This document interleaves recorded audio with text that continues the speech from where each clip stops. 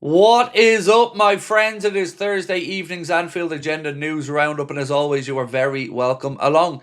Today, we're going to be digging into the Jamie Carragher situation, the Mohamed Salah latest stories. We'll talk about the PR spin that's going on around the club, and as always, I'm going to try and give you a fresh perspective on this one. Connor covered some of the Jamie Carragher stuff this morning in his video, and thank you to him for that. But there is one perspective on this that I haven't yet seen mentioned, and I want to try and give it to you over the next few minutes. As always, though, I want to know your thoughts, my friends, so do let us know in the comment section. Drop a like on this video if you enjoy it, and I hope to see you back here tonight at 8:45 for the late night agenda. Right, let's get stuck into it. I'm going to start off with a piece from Ian Ladyman, and he said, some of Liverpool's players have been irritated by Jamie Carragher's views, and the club was moved to meet with him in late September after the Crystal Palace game to talk about some of the tone of the coverage. Sources revealed that it was cordial, but that Carragher is known to suspect the meeting was driven by players, and there was no evidence to contradict that. Now, ladies and gentlemen, for a long time, I've been saying to people that there is no room for dissenting voice in the coverage of Liverpool Football Club, and people have laughed me off. This situation is worrying. Whatever you think about Jamie Carragher, whether you agree with him, whether you don't agree with him, or whether you're somewhere in the middle, which for what it's worth is where I am, this cannot go on. Football clubs cannot simply control the narrative that they want without people being able to express a dissenting voice.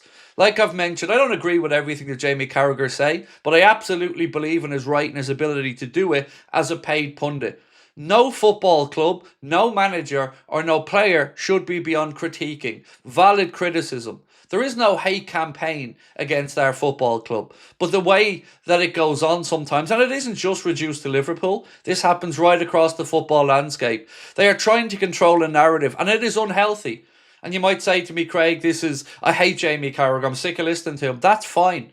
But it isn't a one situation circumstance. This happens over and over again. I've been saying for years on our channel, show me one dissenting voice that gets anywhere with our football club. Just one. I don't know of one.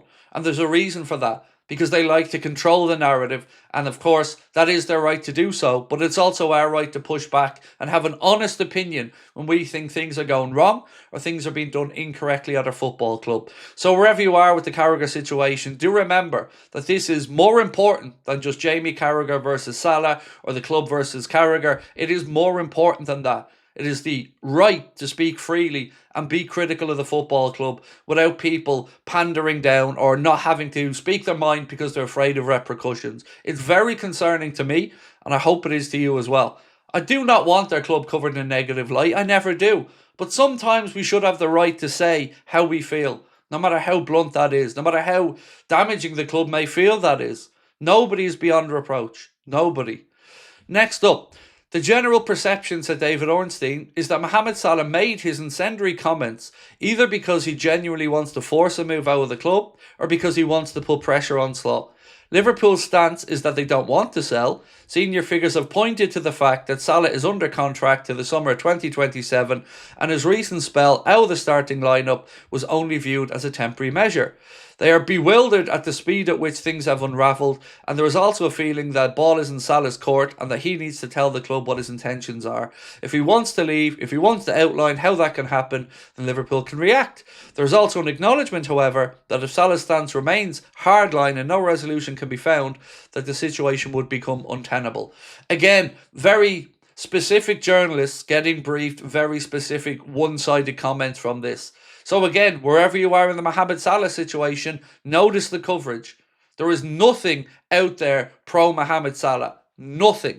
Now, I'm not saying I am pro Mohamed Salah in this situation, but I am saying club sources are very quick at leaking things to people they want to push a particular narrative. And I hope that you've seen that with the Salah situation. Again, wherever your opinion on it is. Now, this from Build, I think, is, again, just another cheap shot at Mohamed Salah, but also probably just nonsense. So Bild, not for the first time I should add, a report from Germany comes out that is trying to say that Wirtz's problems are at the feet of Mohamed Salah. Bild have written, Florian Wirtz's status as the future of Liverpool has angered Mohamed Salah and is at the heart of his animosity with the club. That is surely nonsense. Mohamed Salah wants to win, and Liverpool bringing in great players will only increase the opportunity and chances for that to happen. Mo has no divine right to start any game of football. He has to be part of the manager's plans and he has to fit in with the team setup and ethos.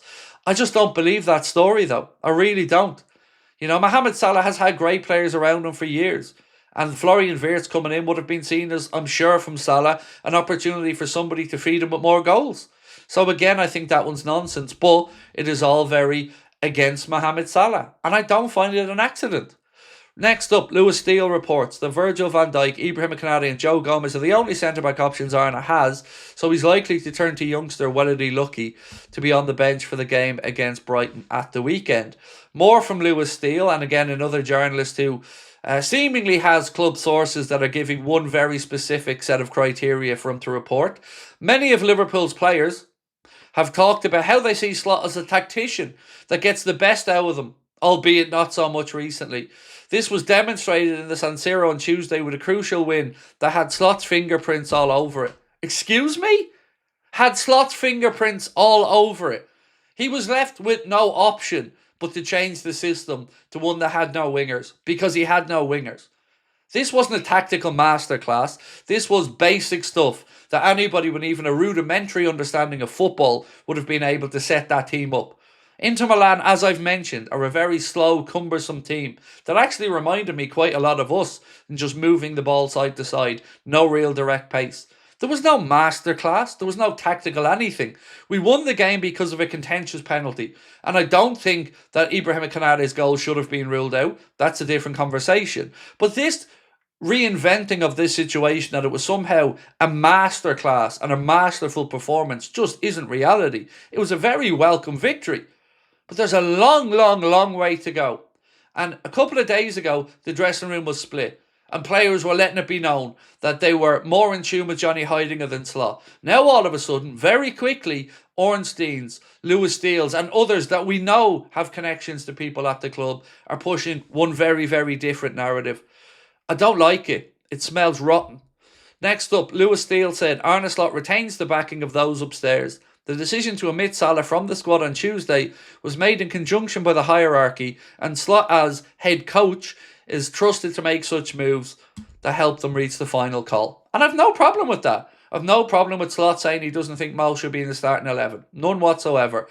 But again, where are all these sources suddenly briefing people about the club in something that is very behind closed doors? Does that not worry you? That one side of this is getting pushed out there, but yet the other side is all silent. It is very manipulative, in my opinion. It really, really is. So, Lewis Steele said, the 4-4-2 diamond that the boss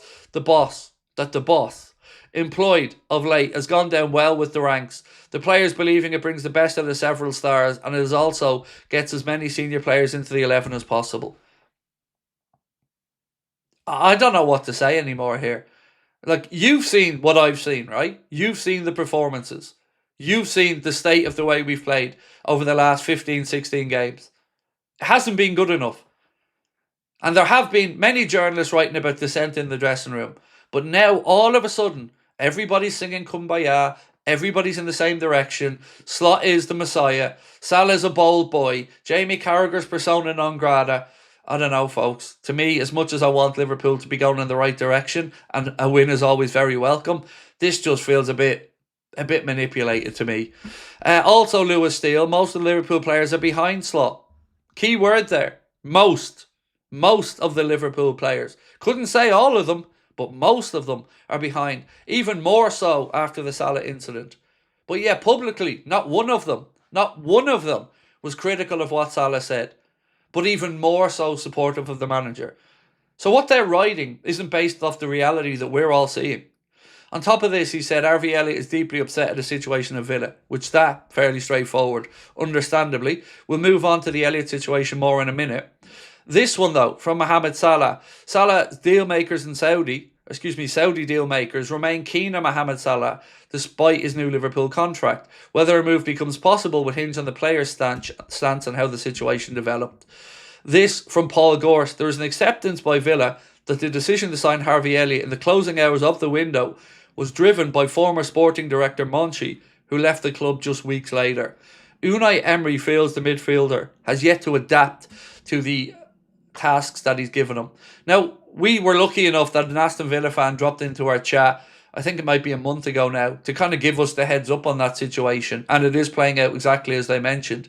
They said that it was a decision driven by Monchi, same as Jadon Sancho, and that Emery never wanted him. That's just poor form and very unlucky for Harvey. So, a gentleman on X, Sajid Iqbal, writes, the PR spin is laughable now. What a joke. The so-called proper fans seem to have forgotten to stand by arguably the greatest player in the history of the club because he made a mistake. Whatever happened, Salah will be never forgotten. He's a legend, a true great, somebody etched into the history of our club, and there's nothing any journalist, any ex-player, and any so-called fan can do about it. See what I mean? Everybody dividing hearts and minds. I've said so many times through this, there are no winners in this. It needs to be dealt with swiftly, and it needs to be sorted out properly. Not the he said, she said, and leaks to the media. It needs to stop. Because if it doesn't, results on the pitch are going to be equally as poor. So that's where we're at for now, ladies and gents. A lot to digest in there. But do let us know your thoughts. And I hope to see you back here tonight where we'll go through it all in more detail. Preview will be coming out tonight at 10:45 as well for the game against Brighton on Saturday. And tomorrow we won't have any live content coming out. But until then, we'll talk soon. Appreciate your time. Bye-bye.